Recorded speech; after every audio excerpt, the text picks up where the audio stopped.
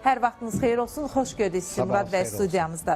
Murad bəy, başlayaq birinci ondan ki, danışıqların birinci raundu yekunlaşdı. Hətta deyirlər ki, əla keçib, amma Donald Trump yenə də təhdidlərini davam etdirir. Əgər görüş əla keçibsə, nüvə ilə bağlı təhdidlər nəyə görədir? Bilirsiniz, son zaman biz mətbuatdan bir çox danışıqlara Amerika Birləşmiş Ştatlarından belə bir qiymət eşidirik ki, əla keçib, üzr istəyirəm. Çox gözəldir, xüsusi olaraq Rusiya-Ukrayna məsələsində, indi İranla bağlı. Amma reallıqda vəziyyət belə deyil. Yəni, İranın nüvə proqramı məsələsi həddindən artıq ciddi bir məsələdir ki, bunu bir görüşdə hansısa bir nəticələr əldə olunsun. Nəzərə almaq lazımdır ki, bundan da əvvəl Amerika Birləşmiş Ştatları ilə İran arasında nüvə silahının qarşısına alınması, İranın nüvə produktlarının yaradılmasının məhdudlaşdırılması ilə bağlı 2015-ci ildə bir saziş imzalanmışdı. Amma Donald Trump ilk özünün prezidentlik dövründə bundan çıxmışdı, pozmuşdu bu sazişi. Və vaxtilə bu saziş məhz İranın nüvə proqramının, nüvə silahı yaradılması proqramının qarşısına almışdı və məhdudiyyət qoymuşdu. İrana icazəsi var idi uranı zənginləşdirmək 4%-ə qədər və ümumiyyətlə 300 kilodan çox uran məhsullarının saxlanmasını qarşısı alınmışdı.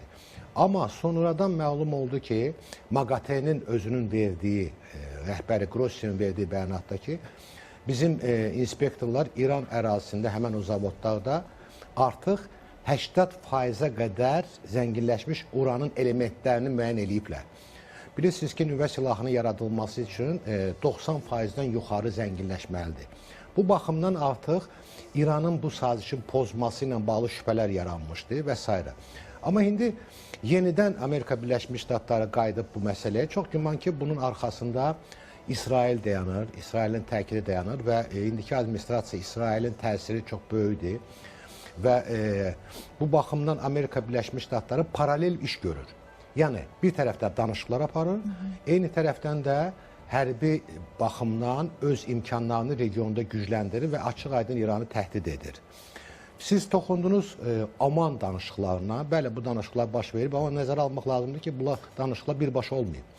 Onlar fərqli-fərqli otaqlarda yerləşiblər, bir-birlərinə görüşməyiblər və bir-birlərinin təkliflərini Omanın Xarici İşlər Naziri bir-birindən götürüb onlara təqdim edirdi. İranın dediyi kimi də bir növ vasitəçilərlə. Hətta, amma sonda 5 dəqiqəlik də olsa Amerika Birləşmiş Ştatlarının xüsusi elçisi Witkoffla İranın Xarici İşlər Naziri görüşdülər.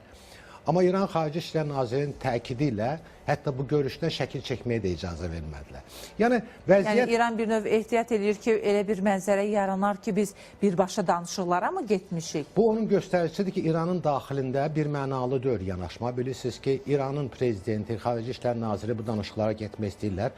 Amma ali dini rəhbərlik tərəfindən, İranın başqa radikal qanatları tərəfindən bu danışıqlara getməyə qarşısına çıxış edirdilər. Amma son dövrü belə bir vəziyyət yaranıb ki, bunlar hələ ki bu cür formada, bu danışıqlarda iştirak edirlər. Hesab edirəm ki, ilkin mərhələdə demək ki, hər şey əla keçib, həddindən artıq çox tezdir. Ona görə ki, İran ümumiyyətlə danışıqlarda çox ağır bir dövlət sayılır. Bu ölkə ilə danışıq aparmaq, nəticə əldə etmək çox çətindir. Amerika Birləşmiş Ştatları da vaxtı qısadır, onu da nəzərə almaq lazımdır, vaxt məhdudiyyəti var. Ona görə ki, Donald Trump bəyan edib ki, 2 ay vaxt qoyuram.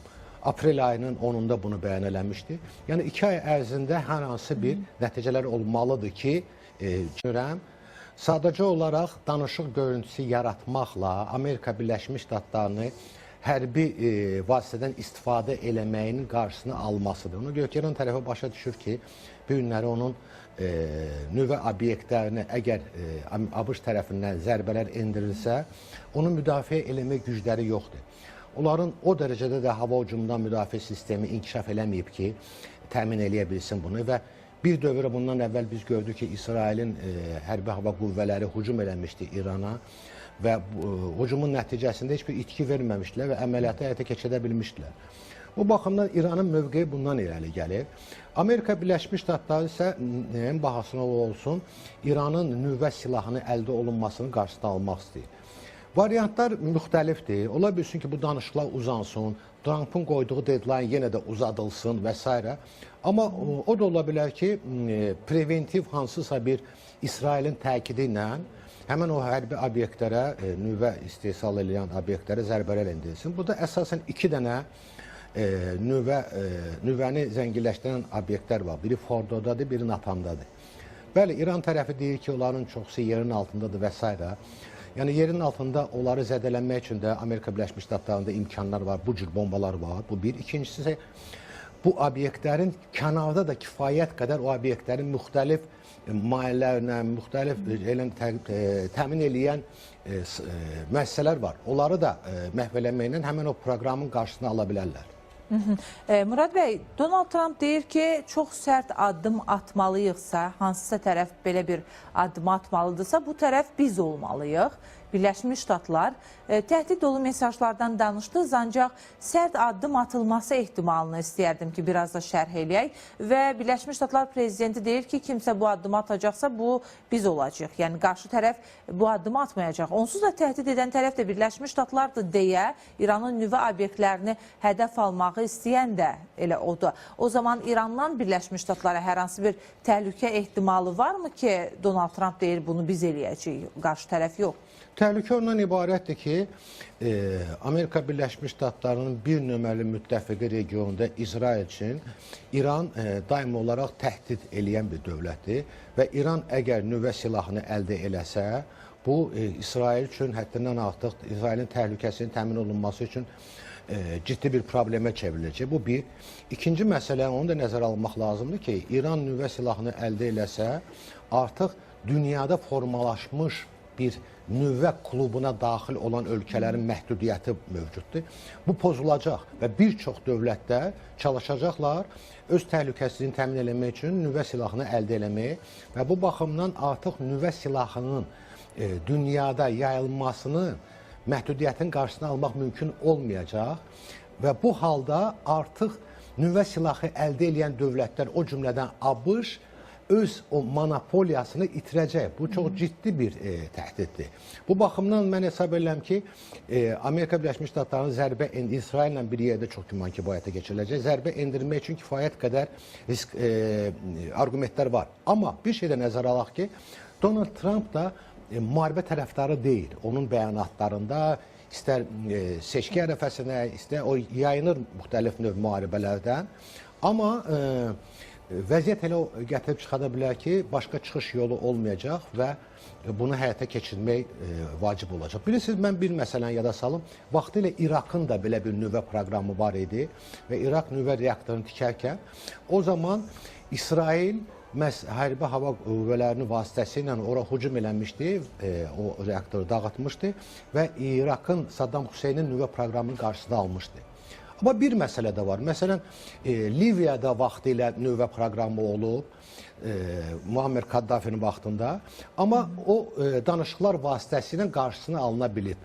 Yəni, ümid var deyirsiniz, belə bir təcrübə yaşanıb əslində. Bəli, yəni iki variantı da dedim, regiondakı iki variantı da. Hərbi təcavüz vasitəsilə qarşısını alıb və danışıqlar. İndi həyat göstərər hansı nəticəni biz rastlaşacaq. Murad bəy, bir də biz bilirik ki, Hakan Fidanla, yəni Türkiyənin Xarici İşlər Naziri ilə də Birləşmiş Ştatlar Dövlət Katibi Marco Rubio arasında danışıq olub. Bu danışıq əsnasında həm də İran məsələsi müzakirə edilib. Türkiyə proseslərdə, müxtəlif regionlardakı proseslərdə hazırda çox aktiv bir rola malikdir. Birləşmiş Ştatların Dövlət Katibi Marco Rubio Hakan Fidanla sizcə İranla bağlı hansı incə nüansları müzakirə eləyər? Bəli, siz toxundunuz. Türkiyənin Xarici İşlər Naziri Amerikan Dövlət Katibinin danışığından sonra fikir verin, Türkiyənin Xarici İşlər Naziri İranın Xarici İşlərinə danışıq apardı. Çox güman ki, Türkiyə məhz hərbi təcavüzün, hərbi vasitə ilə İranın nüvə proqramının qarşısına alınması prosesindən çəkindirmək istəyir İranı. Bu baxımdan mən düşünürəm ki, Türkiyə İranla danışıqları məhz o istiqamətdə aparır ki, bu məsələləri sülh yolu ilə, danışıqlar yolu ilə aradan qaldırmaq lazımdır. Ona görə ki, Türkiyə də maraqlı deyil ki, regionda növbəti bir hərbi əməliyyat keçirilsin. Onsuz da ətrafda olan regiondakı vəziyyət, istər İsraildə, istər indi İranda, Ukraynada, bu hamısı əlavə gərginliklər yaradır.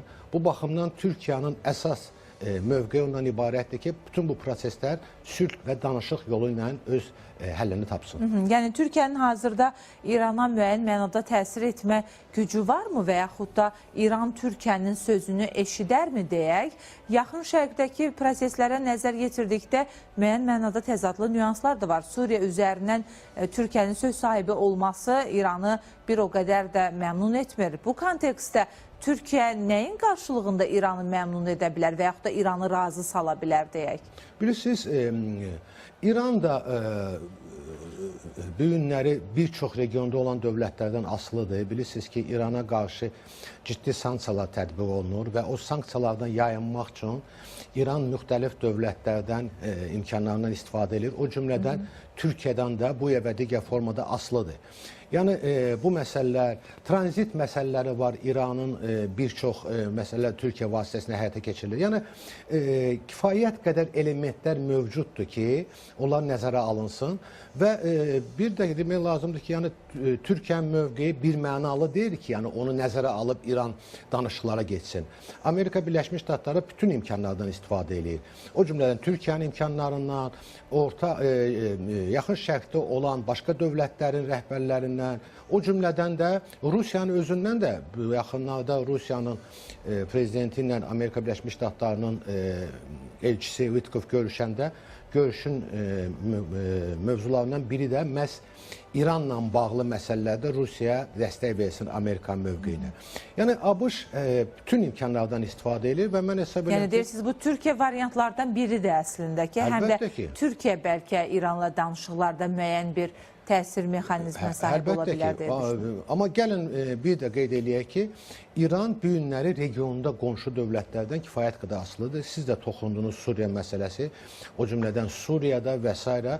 və nəzərə alaq ki, Türkiyə artıq regionun həddindən artıq ciddi bir oyunçusuna çevrilib. Türkiyə ətrafında gedən istənilən prosesləri, Türkiyənin maraqları nəzərə alınmadan həll eləmək artıq mümkün deyil.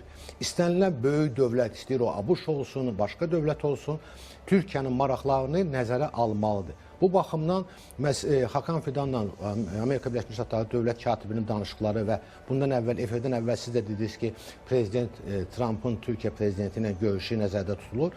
Bunlar hamısı məhz bu ilə bağlıdır ki, Amerika Birləşmiş Ştatlarının istər Rusiya-Ukrayna məsələsində, istər yaxın şərqdə Palestin məsələsində, istər İran məsələsində Türkiyənin maraqları nəzərə alınmaqdır. Murad bəy, siz də vurğuladınız. Birləşmiş Ştatlar prezidenti Donald Trump'ın da Erdoğanla görüşü gözlənilir. Son günlərdə media bu xəbərdən də çalxalanır. Bu kontekstdə tərəflərin danışacağı, danışmalı olduğu mövzular da çoxdur. Ancaq Donald Trump dediniz ki, həm də Birləşmiş Ştatlar Türkiyədən İranla danışıqlar üçün istifadə edir. Müxtəlif aspektlərdən həm də İranla danışıqlar üçün. Digər tərəfdən isə Birləşmiş Ştatlara Türkiyə müəyyən mənada təsir etmə imkanlarına sahibdirmi? Yəni biz daha çox İran üzərindən məsələni şərh edirik, ancaq Birləşmiş Ştatlar da İranı sərt ittiham eləyir, sərt belə deyək də təhdid eləyir deyə bu kontekstdə Türkiyə Birləşmiş Ştatları hansısa müstəvidə yola gətirə bilərmi? Bilirsiniz, gəlin belə baxaq da, Türkiyədə bu günləri maraqlı deyir axı İranın nüvə silahı olsun. Bu baxımdan Birləşmiş Ştatlardan maraqları üst-üstə düşür. Bu məqamda maraqlar üst-üstə düşür. Amma geniş miqyaslı hansısa bir hərbi əməliyyatların regionda keçirilməsi, o da Türkiyənin maraqlarına ziddir.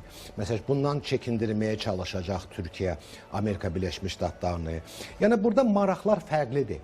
Elə məqamlar olur ki, üstə-üst düşür, elə məqamlar olur ki, tamam fərqli olur və siyasət də bundan ibarətdir və danışıqlar da bundan ibarətdir. Amma təkcə burada İran deyil, yenə də deyirəm ki, Türkiyənin rolu Amerika üçün vacibdir. Rusiya-Ukrayna məsələsində, xüsusi olaraq Qara Dənizdə. Bilirsiniz ki, Amerika Birləşmiş Ştatlarının prezidentinin belə bir təklifi var idi. Qara Dənizdə atəşkəsin dayandırılması ilə bağlı məsələlər. Burada xüsusi yer məhz Türkiyə ayrılır. Ona görə ki, Türkiyənin donanması bu günlər Qana dənizdə bir nömrəli donanmadır və bu cür prosesləri həyata keçirmək, onun təhlükəsini təmin etmək Türkiyəsiz mümkün deyil. Məsəl üçün, İsrail Qaza məsələsində bilirsiniz ki, Türkiyənin Hamasa təsir eləmək imkanları həddindən artıq çoxdur. Bu vacib faktordur. Yəni, danışıqlar üçün həddindən artıq çoxlu problemlər var, geniş miqyaslı olacaq. Təkcə bu Rusiya, Amerika, İran məsələləri olmayacaq. Murad bəy, təşəkkürümüzü bildiririk. Minnətdarıq siz studiyamıza gəldiyiniz üçün.